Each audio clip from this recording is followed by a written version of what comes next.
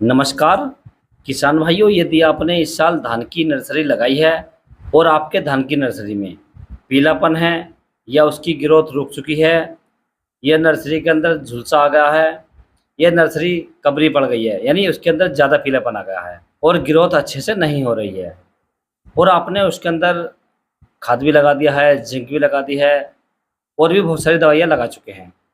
परंतु उसके बाद भी आपके धान की नर्सरी की जो ग्रोथ है वो अच्छे से नहीं हो रही है, उसका पीलापन दूर नहीं हो रहा है। तो किसान भाइयों, आज की इस वीडियो में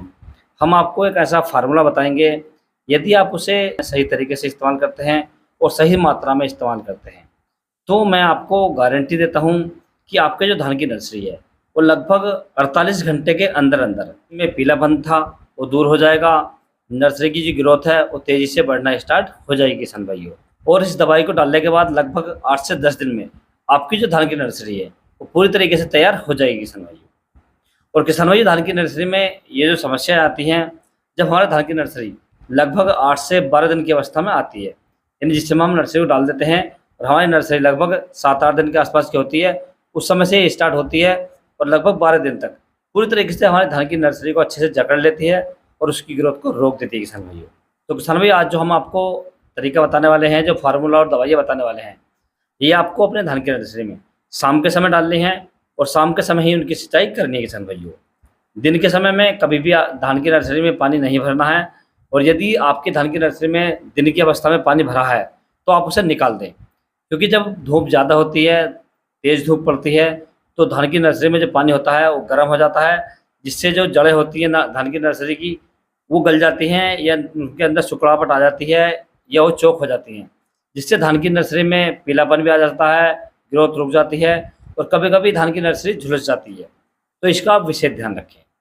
तो धान की नर्सरी को बढ़ाने के लिए, उसकी ग्रोथ को बढ़ाने के लिए और पीलेपन को हटाने के लिए आपको जो मार्केट से दवाइयाँ लेकर आनी है, जो खाद और फर्टिलाइज़र लेकर आना है किसान भाइयों। तो आज की इस वीडियो में किसान भाइयों, मैं जो आपको मात्रा बताने वाला हूँ दवाई की, ये डोज बताने वाला हूँ,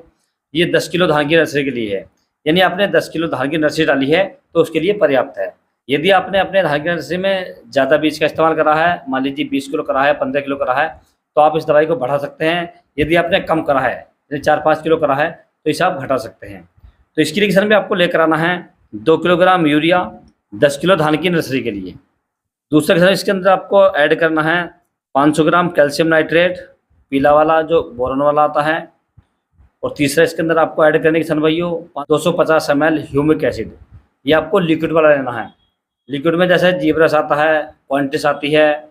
ये बहुत सारी कंपनियां देती हैं, आप किसी कंपनी का भी अच्छी कंपनियां ले सकते हैं, लेकिन लेना लिक्विड में किसान भाइयों।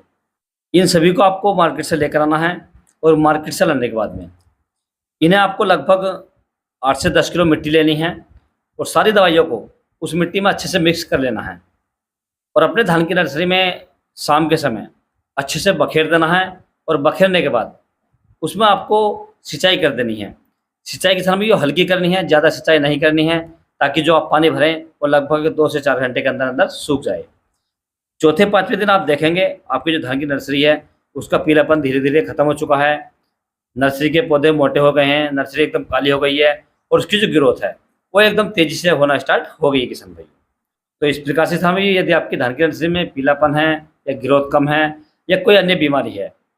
तो इन खादों का प्रयोग कर सकते हैं और अपने धान की नर्सरी की ग्रोथ को बढ़ा सकते हैं और धान की नर्सरी को लगभग 20 से 22 दिन में पूरी तरीके से तैयार कर सकते हैं किसान भाई। यदि किसान भाई आपको किसी अन्य फसल के बारे में कोई जानकारी चाहिए तो आप मुझे कमेंट्स कर सकते हैं। और यदि मेरे द्वारा दी गई जानकारी आपको अच्छी लगी हो, वीडियो पसंद आया हो, तो वीडियो को लाइक करें, शेयर करें और चैनल को जरूर सब्सक्राइब करें। Thanks for watching my video.